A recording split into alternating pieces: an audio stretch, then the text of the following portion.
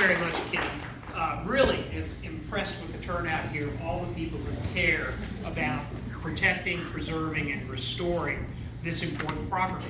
But as Kim said, you can't restore it, protect it, and preserve it if somebody has dug into the ground and built a giant apartment complex there.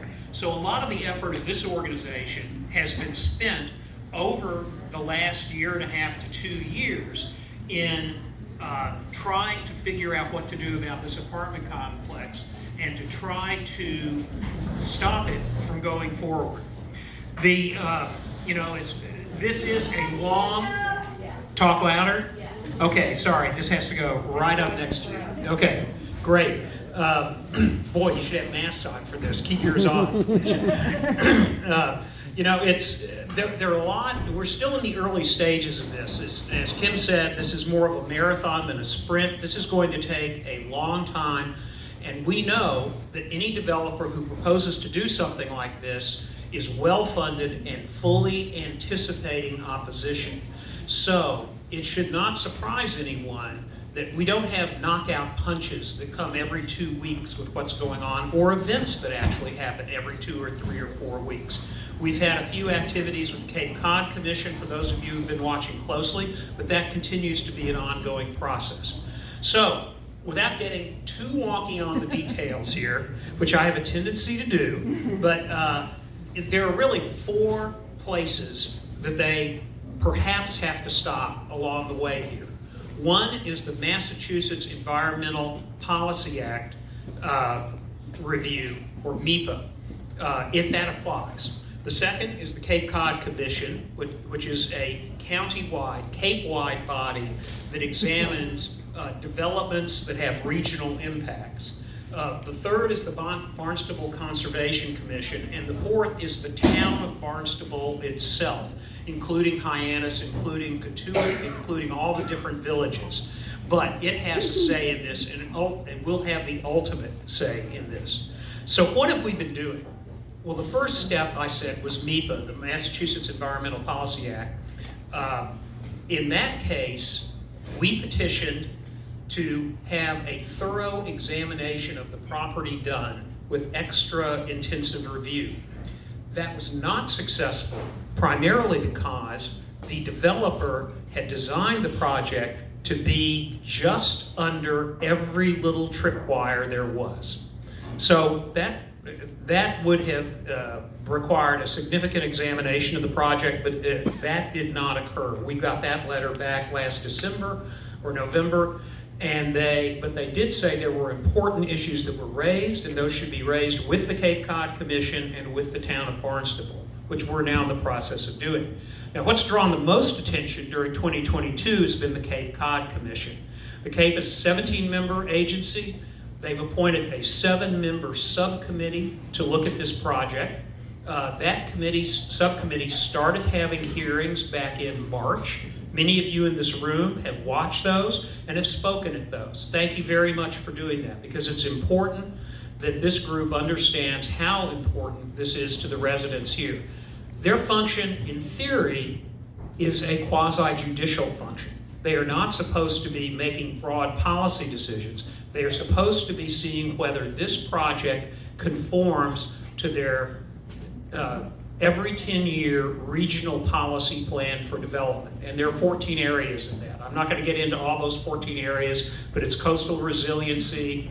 Is it following the architectural and cultural design for Cape Cod? What's the impact on transportation and traffic? And obviously the environmental impacts that a project like that would have. We have presented, and those of you who've contributed, your dollars have been used to hire subject matter experts to testify on things like how much more nitrogen the apartment complex would put into the Stewart Creek estuary, how much more traffic there would be at the West End Rotary. What are the impacts, or what is the appearance of this project, and the fact that it flatly fails to comply with Commission guidelines on the size, structure, and building of large projects on the Cape. Now, they've held these hearings. The latest one was in July. At the last hearing they had, July 28th, I think it was, The subcommittee voted that this actually met all of those 14 requirements. We don't see how that's possible, but I'll get to that in a moment. So they're now in the process of looking at an agreement called a development agreement, whereby the developer will make certain commitments about the project should it go forward. That's being negotiated. That's the next step. That could come out any time now. They thought it would be late September. It's not here yet. Once that's done, this subcommittee has some more hearings. Then it goes to this full Cape Cod Commission, 17 members. They're going to have their own set of hearings. They're going to have the public testify, and we would hope members of the public will testify at that. We will have subject matter experts, again, submitting reports or revising their reports to take into account developments that have occurred in the meantime. All of that is continuing to go on and will continue to go on, I expect, into the spring of next year, okay? So, if it gets through the subcommittee, it then, like I said, goes to the full commission. If the full commission votes in favor of the project, at that point, we think that it would have violated the Cape Cod Commission Act and the regional policy plan that they have adopted. So we would appeal that to court. We are teed up to do that. We have lawyers lined up to do that. We have people who could testify at the court hearings, but I'll put in the little plug that that will take money to do, and we may be coming back to you at that time if it gets to that stage, or to be ready if it doesn't get to that stage. Anything that we collect for that doesn't get used, it gets used to make this property look better and to restore it to the way it should be. The process of appeal could take 6 months, could take well over a year. We don't know. If it got through that, again, it's an off-ramp right there. That could be a win for us. But if it doesn't go there, then it still has to go to the town of Barnstable. The town of Barnstable's planning board has to look at it, and the town council has to look at it. There are 13 members of the town council. A couple of them are in the room tonight. The members of the town council would vote on it. It takes a 2/3 vote of the 13 town councilors. So that would be, it would take 9 members to pass it, 5 members to defeat it.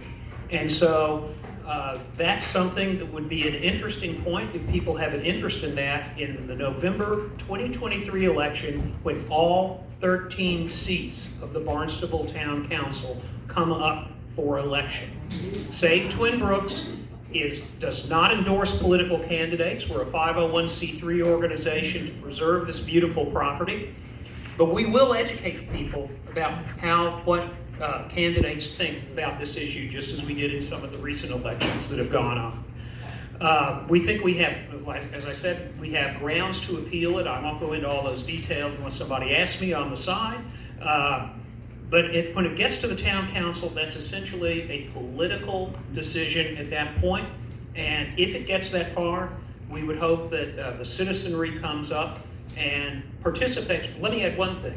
We already have hundreds of signatures on a petition to have a public meeting with the town council when this comes up, if it comes up. That is almost unprecedented, or that is unprecedented in recent history. For the town of Barnstable to have a town meeting like that, the way that some of the other towns on the Cape do. So be prepared, be ready to talk if that happens, if other things have not stopped this along the way. So that's my wonky presentation here. It is a marathon. There are many steps along the way, but that's what we're trying to do so that the town, by ignoring, or the Cape Cod Commission, by ignoring what's going on here, makes a decision that is then set in concrete quite literally, and we don't have the opportunity to preserve this property.